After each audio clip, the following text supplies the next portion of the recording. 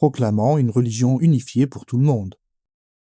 Toutes les religions du monde, judaïsme, christianisme, islam, hindouisme, bouddhisme et autres, ont été sévèrement corrompues à travers des innovations, des traditions et l'idolâtrie d'êtres humains, tels que les prophètes et les saints.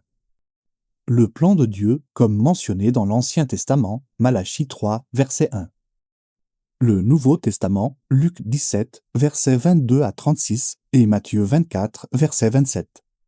Et ce testament final, qui est le Coran, sourate 3, verset 81, nécessite l'envoi du messager de Dieu de l'Alliance, après que toutes les Écritures aient été délivrées.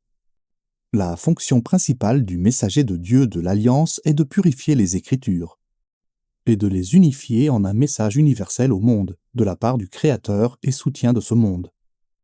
Cette prophétie majeure des Écritures a maintenant été accomplie.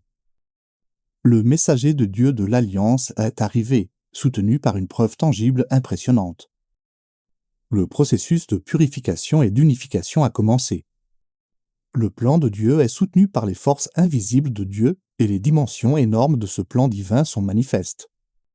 Dans l'exposition récente de faux religieux et le retrait de barrières anti-liberté, tels que le mur de Berlin, le rideau de fer et le rideau de bambou. Dès lors, il n'y a qu'une seule religion acceptable pour Dieu, la soumission. Quiconque se soumet à Dieu et voue l'adoration à Dieu seul, sans associé, est un soumis.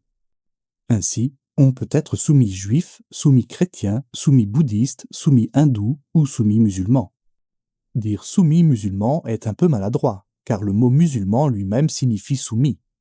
Ici, en l'occurrence, soumis à Dieu seul, sans associé.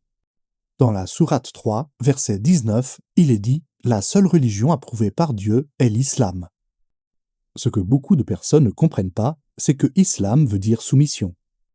Il faudrait donc traduire islam par soumission, ce qui donne « La seule religion approuvée par Dieu est la soumission ».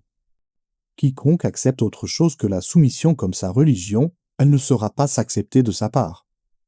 Et dans l'au-delà, il sera avec les perdants. Sourate 3, verset 85.